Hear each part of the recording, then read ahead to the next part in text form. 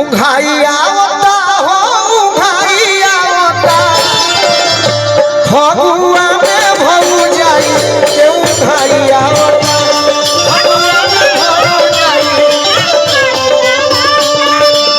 उघाइया होता हो उघाइया होता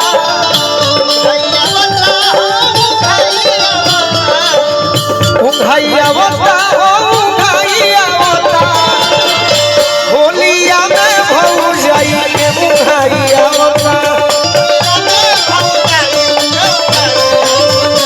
होलिया में भऊ जाई के उघाइया होता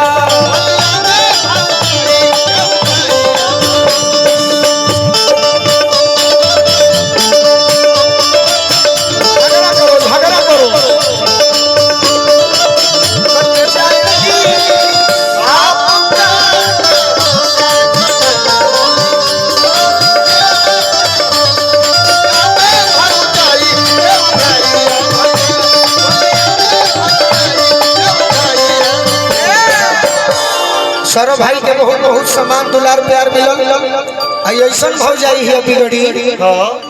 कि 4 बजे भोर में पुरुआ जो बठे के ऐसा भाव जी है बिगड़ी छेदिया बिगड़ी कि 4 बजे भोर में ते नाम शहीद हो गई छेदिया बसे आ लोग हिटे खातिर नंबर तक केहू तरी हिट भइलु नु कि 4 बजे भोर में अरे पुरुआ जब बठे के अब हो जाई का करेली सुत जाली ढाबा में ई भाई जी के लगे सुत जाली ढाबा में ई भाई जी के लगे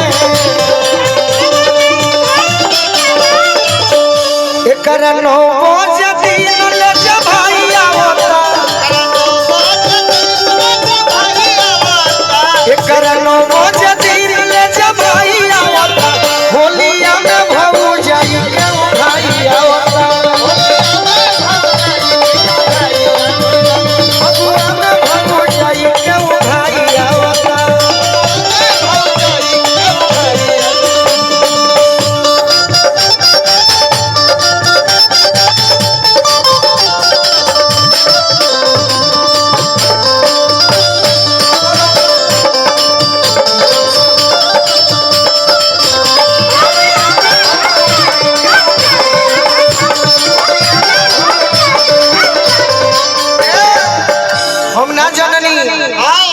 हम तो जाने कि खाली नचबे करेले कलकत्ता में जाके कर व्यवस्था देखो अच्छा शिकारी जी होई बरियारा के बेटी अब बोले ले गोलू तो ले ले चहेती एक दिन हम नाच दी हनी धर्मेंद्र भैया झूठा हूं के वो दिन जननी के कर कतना पैरवी बाकी औरपति ही अच्छा डांसर में करे पहले कम परीक्षा पर कर ले रहे अच्छा कि फॉर्च्यूनर से लेवे कर भाई आता रवि जी मैं गनाइट से लेवे कर भाई आता अब फगुआ में भऊ जाई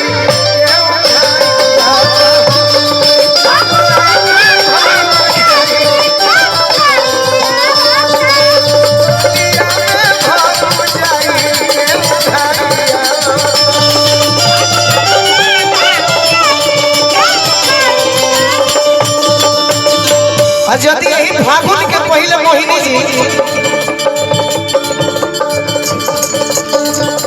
शत्रुघ्न भैया यदि यही फगुआ के पहले कोनो लड़का के बियाह होखे आ केहू से प्रेम करे तो का कही जब जब होली आई तो चढ़ते फागुन जानो दिल से निकल गइलू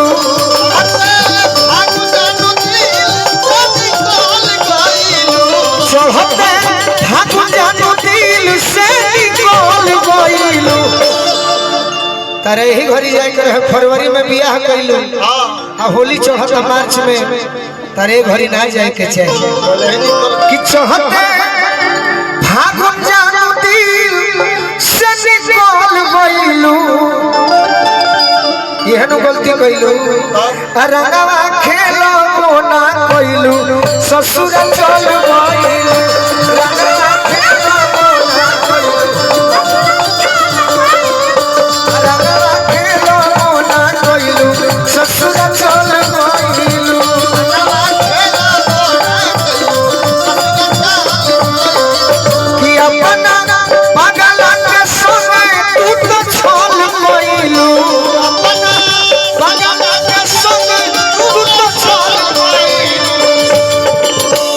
लगतो बड़ते हैं हाथ से कहे लगा तेरे जोनो में खत्म करूँ कि अपना